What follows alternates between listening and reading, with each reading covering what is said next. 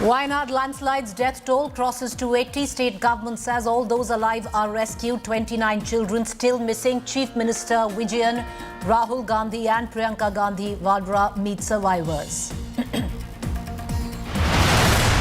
Capital chaos after heavy rainfall hit National Capital Region on Wednesday late night. A mother and a child drowned in a waterlogged drain in Ghazipur.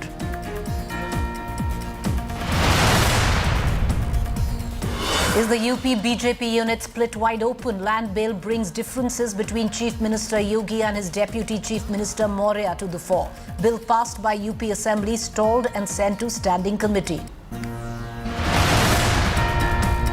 And our top focus at 9 p.m. Landmark verdict on the SC/ST quota. Supreme Court upholds quota within quota for marginalised amongst SCs and STs, says states are now empowered to make subclassification for granting quotas.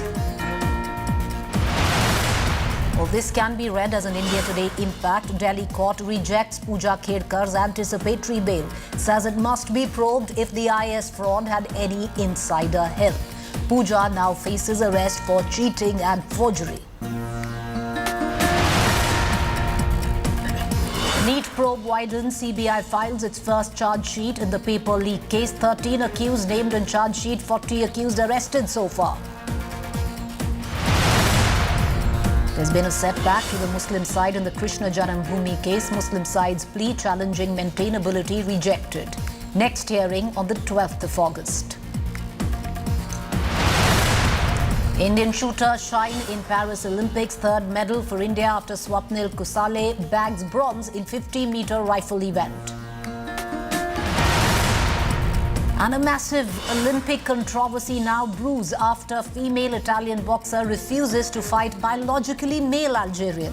The controversial Algerian boxer had failed a gender test last year.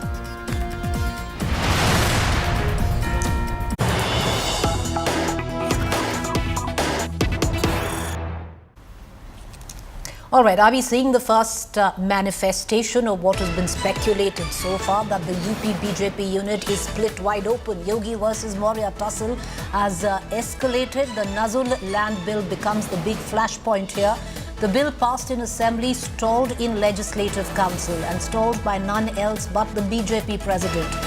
KP Maurya presented the bill and the UP BJP chief had opposed it. The UP land bill sent to now a select panel. Sources suggest Chief Minister in favour of bill review, while his deputy KP Maurya wanted it pushed through. Abhishek Mishra joining us live with the latest. Abhishek, a lot has been speculated on what's going on within the BJP unit of Uttar Pradesh, but what's really happened? It seemed you had the deputy moot a bill, and then you had the state president override it. Bill now sent to a select committee. Give us details. Well, certainly, Preeti, and this is something where, there are two different observations, I would say, is happening. Yesterday only this bill was passed at the Vidhan Sabha with Suresh Khanna, the finance minister, taking the confidence of everyone. He also agreed to the suggestion made by Siddharth Singh. There were also some opposition opposed to it by the opposition leaders, but they made clear that they will give extension to the lease. They made some provisions which was required and got passed. But what happened next is a lot of MLAs have complained about this impact on the ground. One, also the kind of feedback they were getting, and this is all is said to be in the knowledge of Chief Minister. Now, it has been said that as per a part of a strategy, today when it came at the Legislative Council, the state chief himself, Preeti Choudhry, opposed it and said that it has to be sent to a select committee. Now, what is contradictory is that KP Maurya himself presented it, and if there was some objections why it was not discussed earlier, and there are still apprehensions over it. Within a day, this development has happened. So clearly it signifies that whether or not the MLAs were not taken into confidence, whether there were different opinions about it, and Chief Minister, which has been said that now it is as per his confidence and knowledge that this has happened. is still a question needs to be answered. But yes, the bill is now got stuck in the Legislative Council. It will now be sent to a select committee, and as of now, it is unapproved and all right, stuck Abhishek Mishra, you know, but it's not really so much about the bill, but what's really gone down on the floor of the State Assembly where Uttar Pradesh is concerned. One would have thought there would have been a flawed strategy. It's the BJP. Usually, you know, this is the BJP which comes together up against the opposition. It seemed the BJP, one part which is headed by the Chief Minister, formulating, strategizing against the other half, which is of course where the Deputy CM is concerned, and what was speculated days on now seemingly manifesting where the UP Assembly workings are concerned. We're going to keep a close eye on all developments there, but let's quickly shift focus on what was today indeed a landmark judgment by the top court of the country, and how will it legally impact especially the quota system and reservation policy. We'll know in days to come. But the Supreme Court today, like I mentioned earlier, made a landmark decision, ruling that states can now implement sub-quota systems within scheduled caste and scheduled tribe reservation. Practically, that the states can now have quotas within quotas. The ruling has now also ignited a new debate after 4 judges called, and this is important, for exclusion of creamy layer from the quota.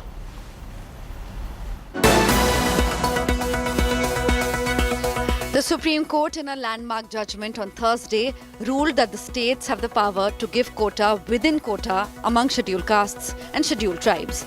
In a 6-1 majority verdict, Chief Justice D.Y. Chandrachud, Justices B.R. Gavai, Vikram Nath, Pankaj Mittal, Manoj Misra and Satish Chandra Sharma ruled in favor of sub-quotas.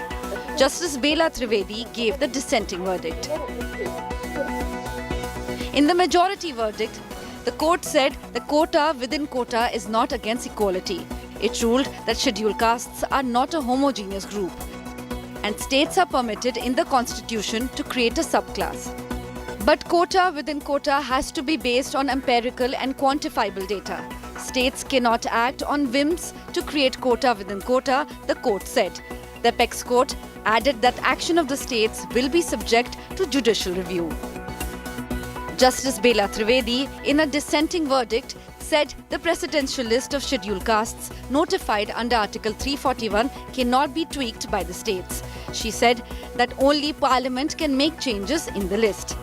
Any preferential treatment for a subclass will deprive other scheduled castes of the benefits.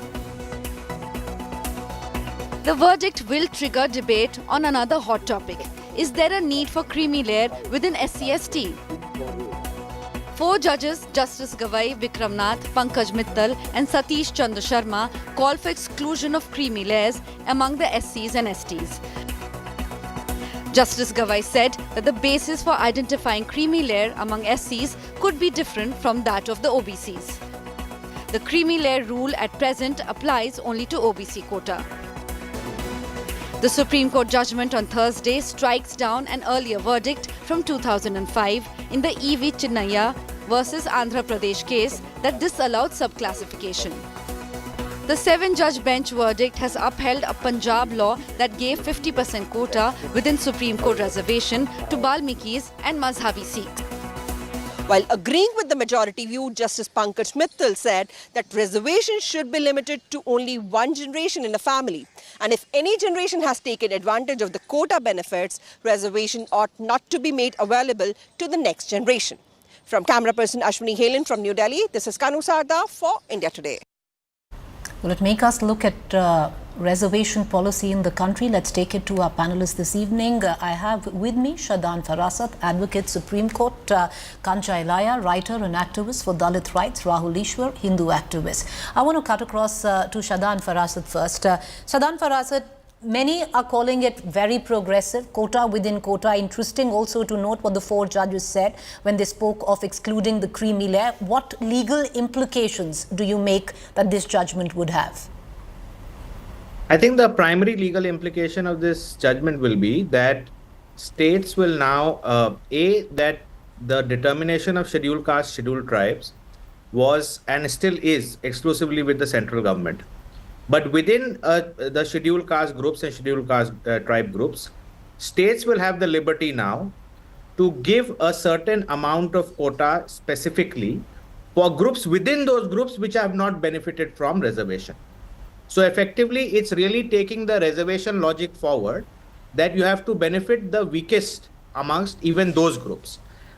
Up till now, the earlier judgment, which was overruled today by majority, said that scheduled caste is a monolith. Once the president, on the aid and advice of the central government, notifies it, states don't have any liberty to sort of tinker with it in any manner and change or create subquotas. That changes today.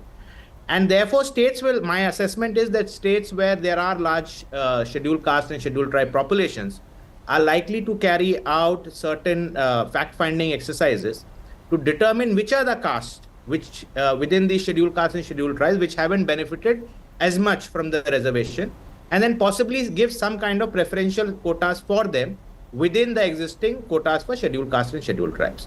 There are already 2 or 3 states which had done that, Punjab, Andhra Pradesh, etc.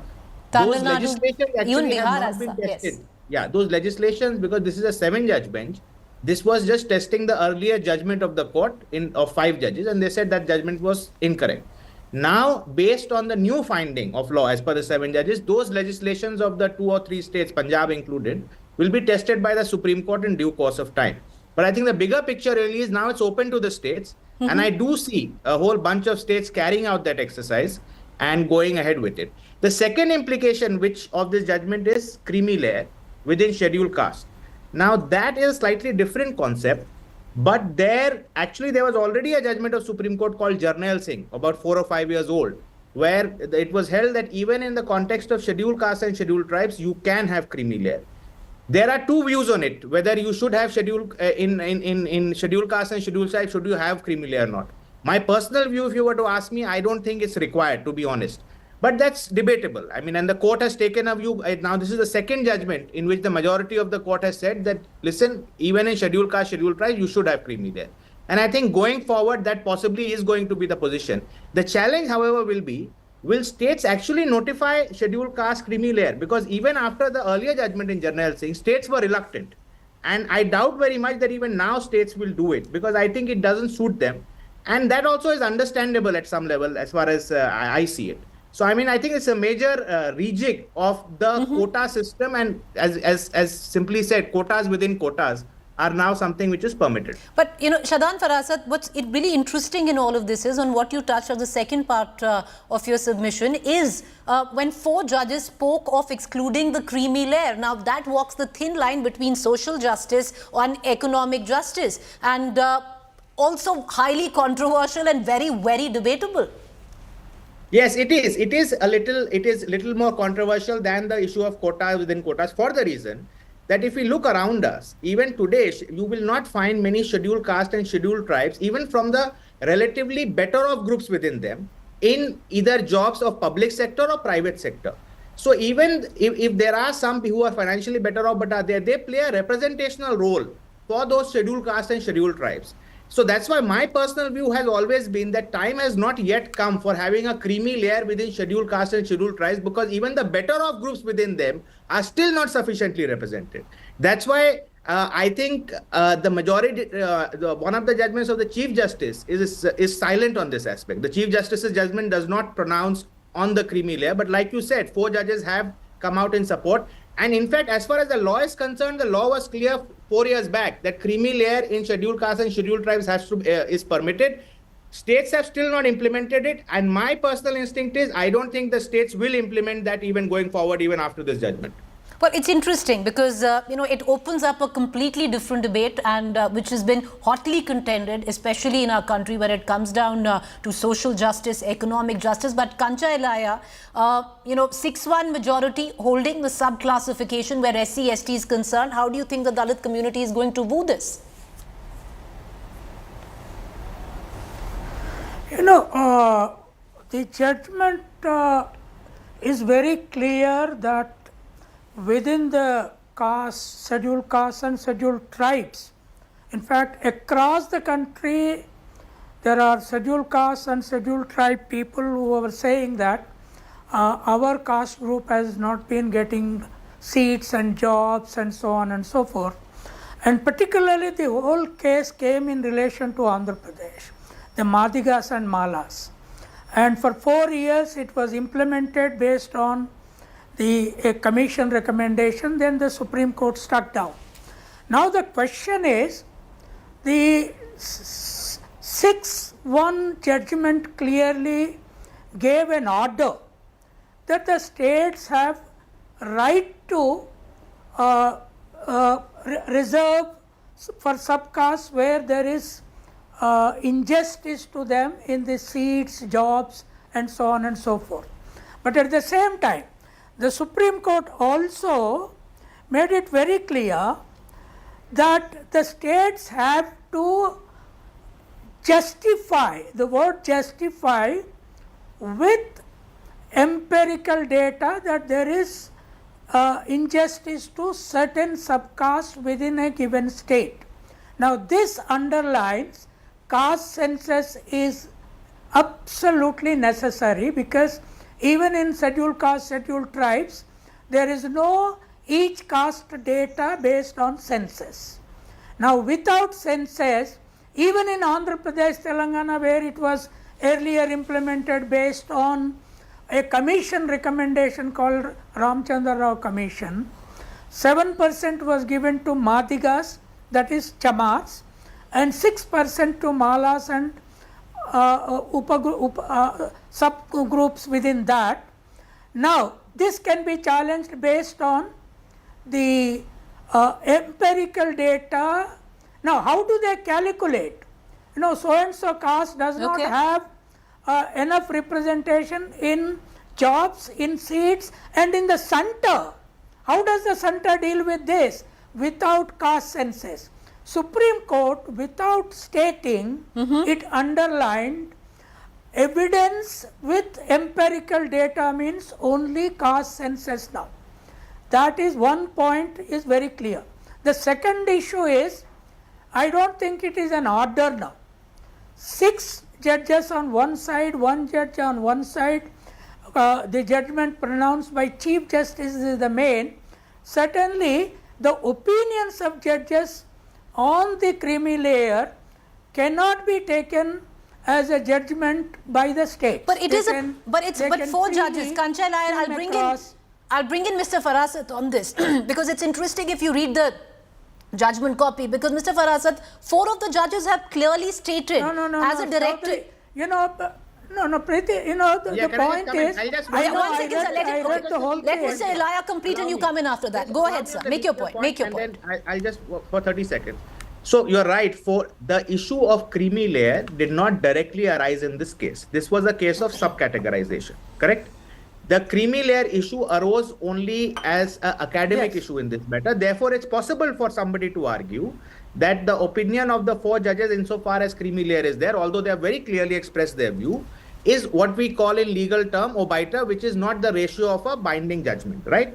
But that I don't think makes any difference to the legal position, for the reason, like I said, there's an earlier judgment of 5 judges which has unanimously held that in scheduled caste and scheduled tribes, that is a Jarnail Singh judgment, holds that for scheduled caste and scheduled tribe, you can have creamy layer, right? So therefore, there is nothing new to that extent. It's just that these judges, after 4 years in today's judgment, also say that we agree with that position.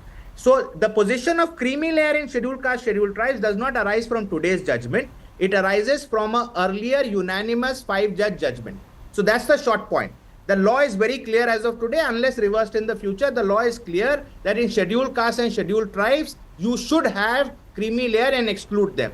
But the states have still not done it, because I think maybe for good reason, maybe there are political reasons at that.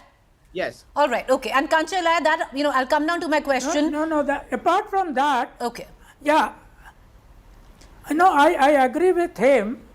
The critical point here is read Gawai's opinion very categorically. Gawai's opinion was agreed with the rest of the 3 on creamy layer. What Justice Gawai is saying is that there should be creamy layer workable form within the scheduled caste, but it should not be on the lines of OBCs. That is, financial category was given there.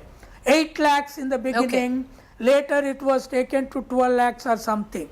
Now that is not going to be issue at all before the states, because scheduled castes as a whole, both whether it is chamars or chatabs or malas or madigas or mahars or matangas in Maharashtra, all of them will be silent about it, because there is not much scope in that. The critical issue is the first judgment. Now, how do they implement? That's what, Kanchalaya, that's what prompts me to my second question, and I will bring in Rahul Ishwar just after that, is that doesn't it also, the first part of the judgment that you're hinting at right now, which is quota within quota, also open the door for politics? Because till now, leave alone a state or two, we had seen the SC/ST community as a homogenized group. And now, would you reckon there will be conflict at the back of this judgment? Yeah. No, the question is, in fact, I was a supporter of Madiga movement since I know that within the administration in university that they are more in number, they were not getting as many as Malas were getting across the state, and therefore we supported that movement. Even now I support it, and I agree with the judgment spirit and the way it is pronounced. But the question is, now it is open for the whole SC/STs across the nation, and at the state level there is one method of implementation of this, and when it comes to UPSC examinations, how does the nation resolve the question of percentages for each subcaste within the scheduled caste without caste census even among scheduled castes, scheduled tribes?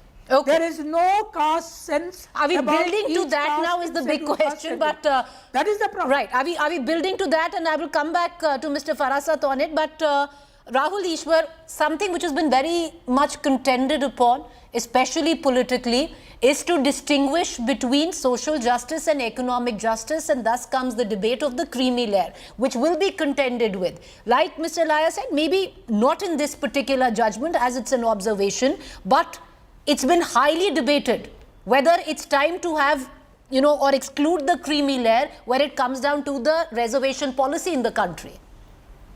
Preeti ji, 92 years back, the very philosophy, the core of reservation was the Pune Pact, which was signed between Madan Mohan Malaviya from the caste Hindu side and Ambedkar ji on the other side, with Mahatma Gandhi playing the negotiation. This was the entire genesis of how the affirmative action and reservation came in, and Mahatma Gandhi told at that point of time, I am ready to die for Hindu unity, and Hindus won't be divided unless over my dead body. So that evolved into various aspects of reservation, including SC/ST, OBC and the other reservation, and we all know that various political formations have played reservation to their own advantage by dividing it into various caste banks, caste-based vote banks, and playing one against the other. This is a common knowledge that no one can deny.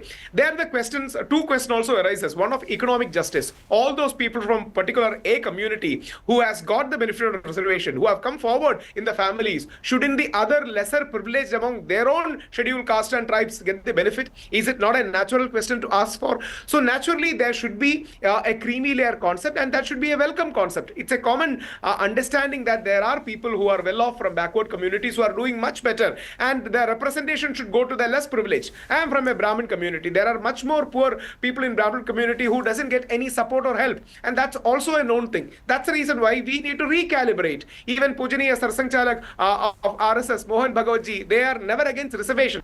At the same point of time, there is a nuanced view that comes. We need to harmonize the social justice and economic justice. This is not to say that reservation should be scrapped, but a more nuanced view of harmonizing the social and economic justice should be there. And creamy layer, identifying creamy layer and extending it to other people who have not got the benefit of reservation is the right way ahead. So I think that's a very good position that we should have. And at the end of the day, but is it too soon? That's the question. Is it too soon, Rahul Ishwar, to take that stand, especially where culturally, socially, the fabric of our country, where we are right now? So that's a big question. But I'm going to just come back to you. And Mr. Farasat, I want to bring you back into this conversation, taking off from what Mr. Vilaya had said and even what Rahul Ishwar said. Forget about identifying the creamy layer. One of the biggest challenges right now will be to classify these diversions of subgroups within a group.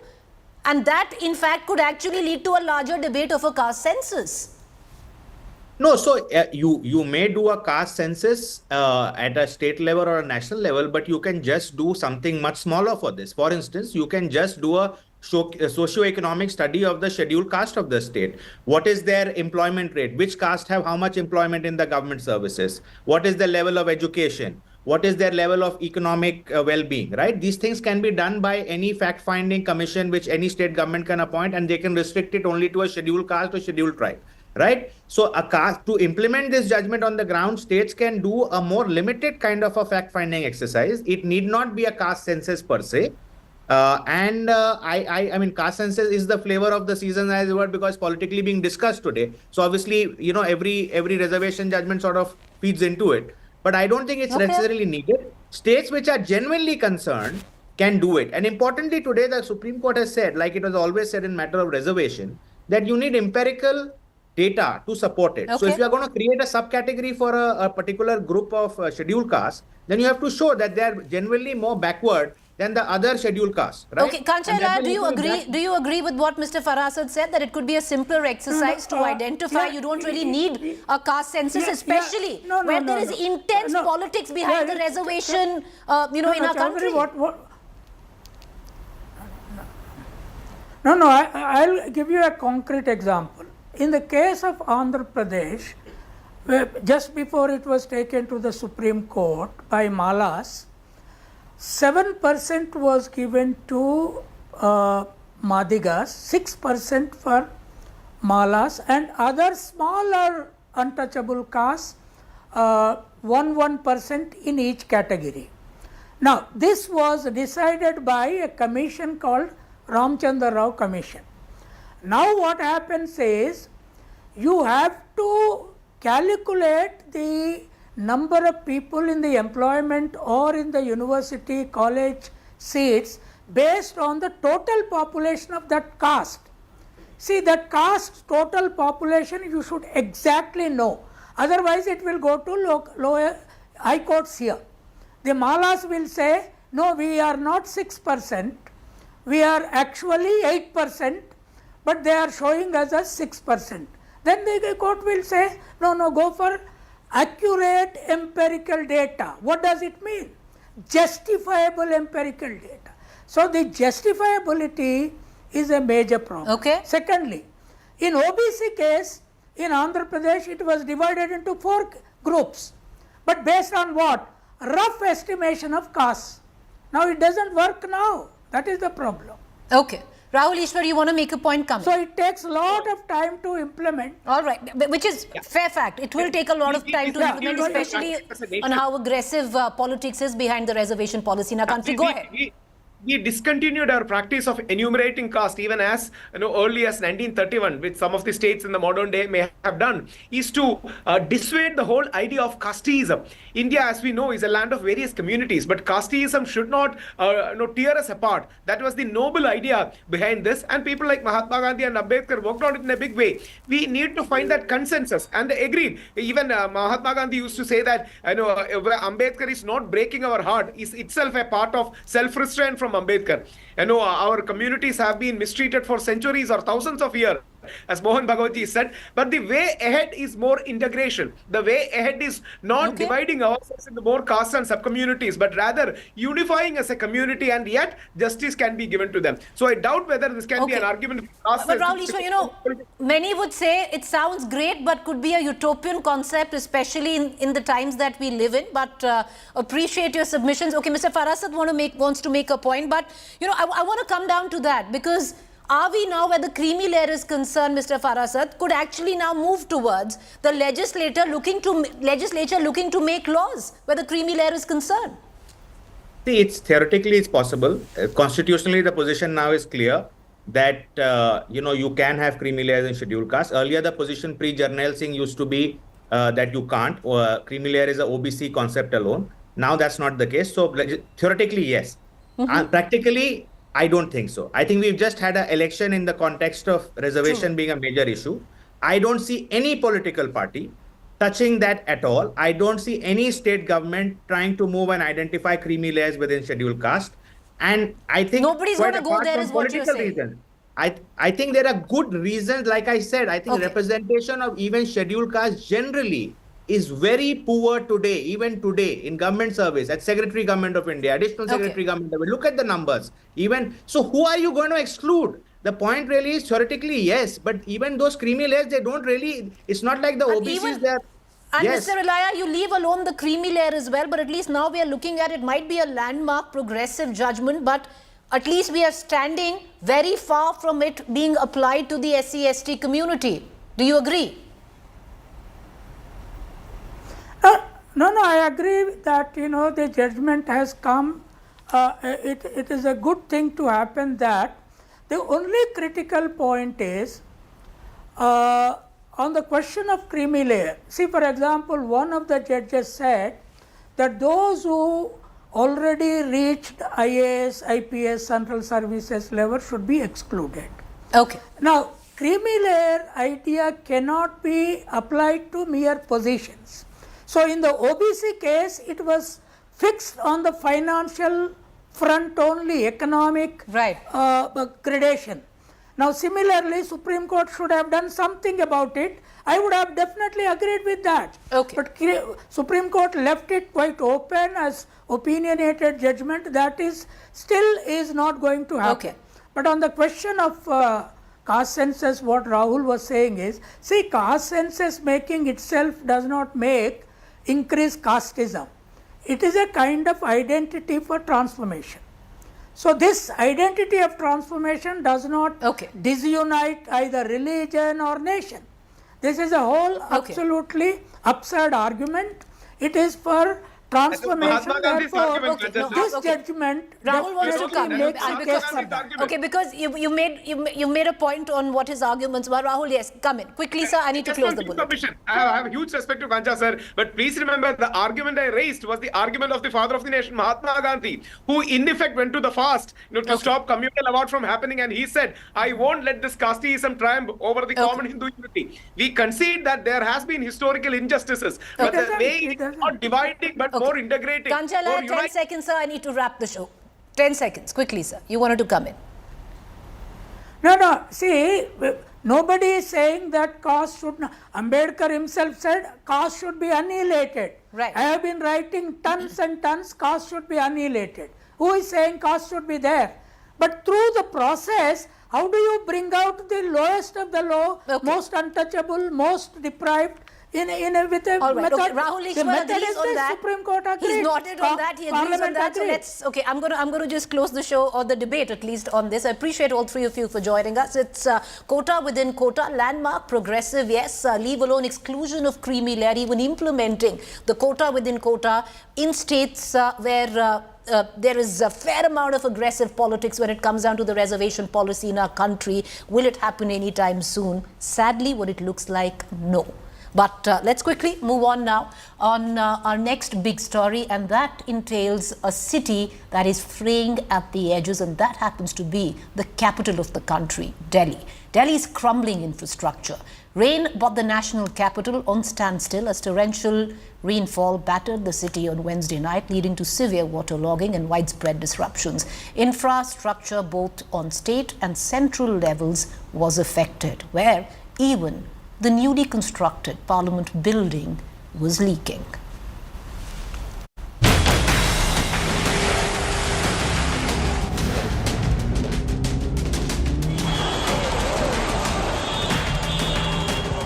A few hours of rain and Delhi goes underwater. The capital was battered by the highest single-day rain in 14 years. A 23-year-old mother and her 3-year-old son lost their lives in a heavily waterlogged stretch, drowning in an open, overflowing drain in Delhi's Ghazipur. The mother and child were returning home when the 3-year-old fell into the drain. The child's mother, Tanuja, jumped in to save the child, resulting in the tragic drowning of both. पर government ने यहाँ पे नाले खोल के रखे। आज मेरे बच्चे वाइफ गए, कल कोई और जाएगा। पहले ये चीज ठीक कराओ।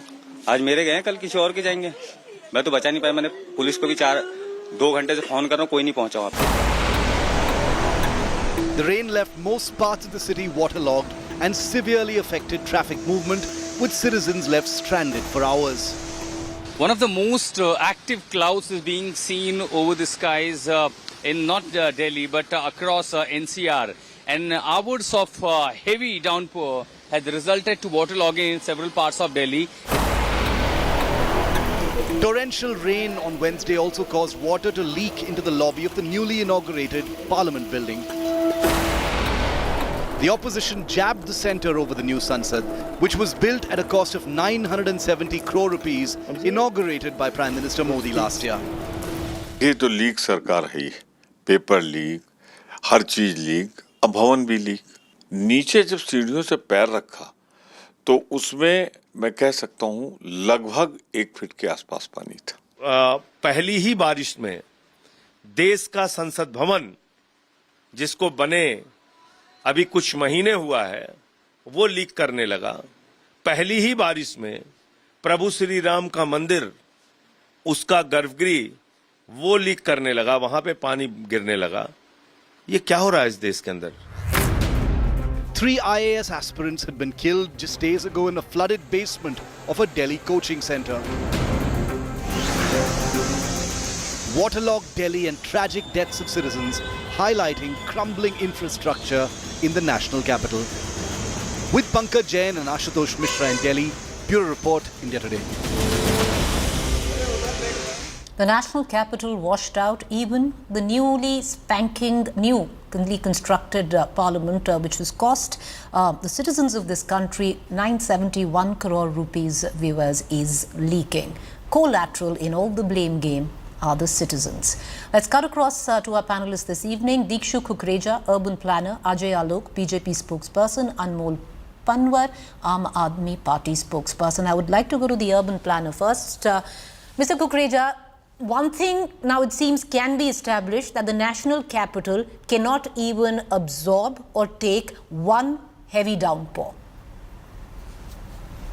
Preeti, you're absolutely correct. And the images that one is seeing on the TV right now on your channel, it's become sort of a every year annual seasonal affair that we see. It's a pity that a couple of months back we were discussing on your channel the scarcity of water in the city, and today it's waterlogging that is causing a havoc in the city. So I think there is something systematically wrong in the way planning is being done, in the way projects are executed, and most importantly, the way things are maintained. We all understand that logically desilting of drains needs to happen at the right time before monsoons. And we all debate this every year, why it is not done. Similarly, roads full of potholes, open drains.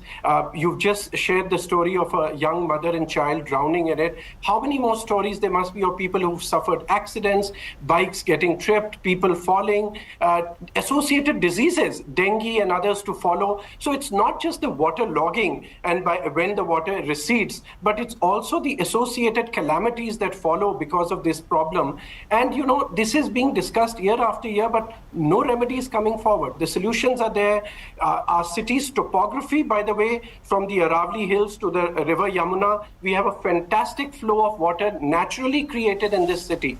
The subsoil conditions of our city are so good that water can percolate quickly. But what we are doing is concretizing everywhere. The soft soil is not being left anywhere. So this kind of urban development in the name of, development per se, or making it a developed nation, is not the answer. The images we are seeing on your screen are not what a capital of a third largest economy, a nation which is becoming fast developed in the category of a developed country, Viksit Bharat. These are not the images we want to share. Well, so I think there needs to be, this needs to be looked at the systemic, political, as well as administrative level.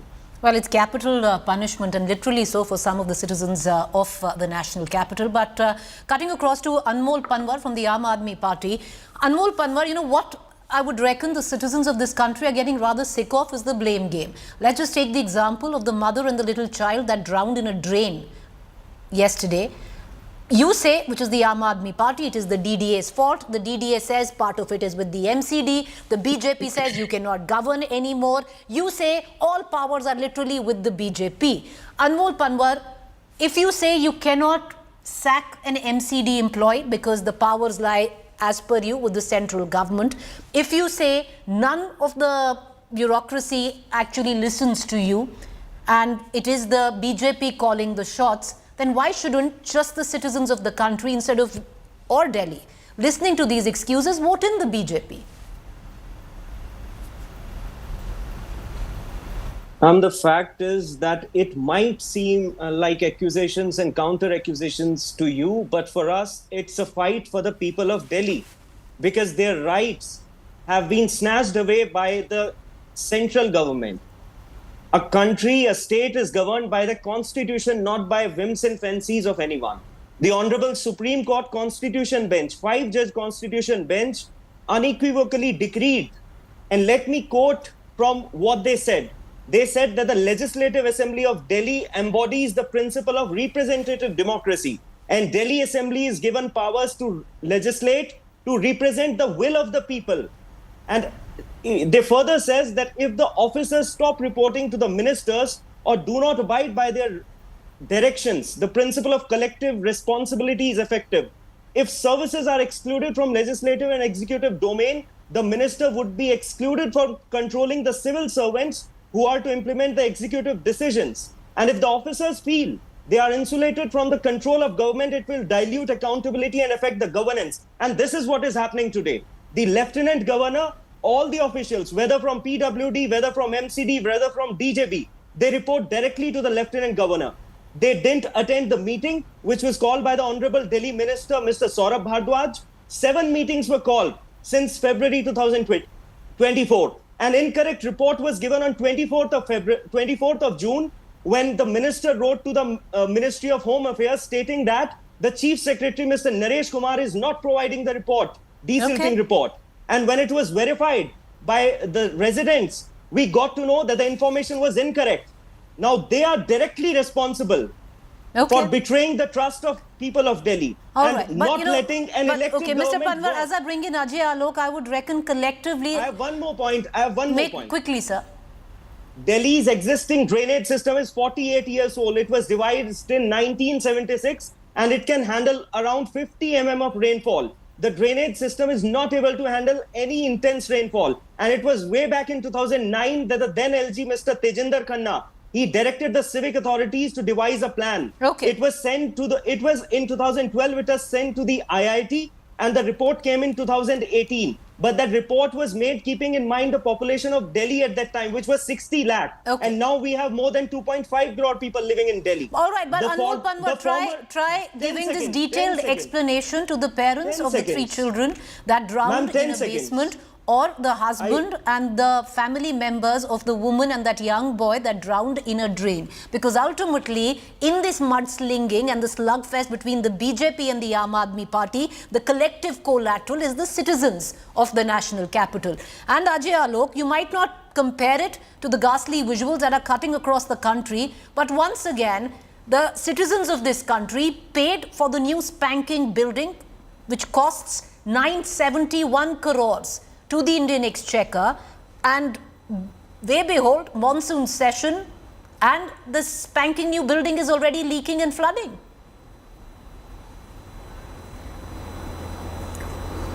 Well, they are making, the opposition does not is not left with anything. They are making mountain out of nothing. See, this new parliament building is an eco-friendly green parliament, and on the top of it, it's covered with various type of glass domes. Now with the intense heat few days back and a sudden rainfall, such a heavy rainfall, the adhesives over the glass, they just felt off. And that's why this leaking happened. And it was restored immediately.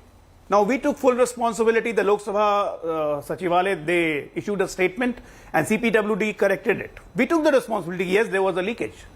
We are not shifting or blaming games. Though there was another leakage in Central Hall of the old parliament in 2010, but let's not delve into that. Now coming to Delhi, I would like to ask my friend from Aam Aadmi Party who is speaking truth. He should explain me. Because today at 11 o'clock in the morning, the mayor of MCD, who is from Aam Aadmi Party, she came out and gave a statement that 85% of the drainage was desilted and the old drainage system was cleaned. Then contrary, Mr. Saurabh Bhardwaj says nothing has been done. So who is correcting whom and who is speaking the truth? And if the fact is that if they have done the cleaning of the drainage system, why not the drainage is not happening? This is the problem. Everything is done in the paper by this government. They don't do actually anything. And they fail to take responsibility. And they'll just come out with the excuses. हमारी तो कोई सुनता नहीं है जी. You remember Corona time? हमारे पास 6 घंटे का oxygen बचा है जी. हमारी दिल्ली में अब ट्रक नहीं चलेगी जी. अस्पताल में कुछ होगा नहीं जी. These people are absolutely irresponsible. They don't know how to run a government. The chief minister languishing in jail along with 2 other ministers, and they talk of governance. So why is few days back we had a scarcity of water? Let's not talk over each other, Mr. Pambal. Not in between. Allow him the time. Not in between. Few days back we had a debate on this about the water scarcity. They were constantly blaming Haryana. Then they were asking from Himachal, but they were not taking the responsibility that the storage capacity of Delhi has gone down by minimum. Whose responsibility is this? For the last 9.5 years, you are in the power. Right now, you said 48 years the last drainage was done. You are in power for last 9.5 years. Delhi being a revenue plus state, why didn't you change the drainage when you had the plan from IT? And even the population has stolen from 60 lakhs to 2.5 crores, why didn't you initiate the planning then? What you were doing? Problem is your incapability. You are not capable to run a government. And that's the reason. I'm going to cut across to the Aam Aadmi Party spokesperson, but Ajay Alok, I want to ask you a counter question. You bring around what happened in 2010. It was a building which was built by the Britishers, the old Parliament. 2010, and because the Parliament got flooded, the Central Hall, there was an adjournment motion, and it was discussed on the floor of the House on what went down in Parliament. Today, there was an adjournment motion, and what you're saying is it's a mountain of a molehill that is being created. Explain that to someone whose hard-earned money, tax money, which we pay a huge amount of tax on, has gone to build this building, which has gone down in leaks, and not just leaks, there was water accumulation and where the Makardwar of the new Parliament was concerned. So it's not just a few drops leaking because of a panel, glass panel, which wasn't working very well, or the adhesive had been washed out. There was also water logging on one of the main gates where the parliamentarians enter from. Why must I not take offense? Yes, you're very much correct about that. What about the new Parliament happened? I explained that it was glass domes leakage which was corrected. As far as the water logging goes down, in the other building of the Parliament, just now you heard from my Aam Aadmi Party spokesperson that our drainage system is 48 years old. Okay. And it's capable of taking only 50 mm of rain. Now, if Delhi is having that kind of a rain in less time, definitely there's going to be water logging. Okay, Mr. But Panwar, still, being a responsible government and being a part of custodian of the Parliament, we restored it. Preeti ji, I want to respond to Alok ji. First, he said that why didn't the plan was implemented? The plan was given in 2018 and we came in power in 2022. And the former Deputy CM of Delhi, Mr. Manish Sisodia, he directed the PWD, which is the nodal agency for preparing the drainage master plan. The city is divided into 3 basins. One is Najafgarh Basin, one is Barapula Basin, and one is Trans-Yamuna Basin. And the consultants have been engaged and will soon have a master plan with us. God alone knows how soon that would be. I would have liked to get the urban town planner back into this discussion, but that's all the time I have for now. I apologize. We should have had a longer debate on the civic system of this city, but we're going to leave it at that. Thank you all for joining us. That's it. A quick break. Up next, Gaurav Sawant comes in. Thank you for watching.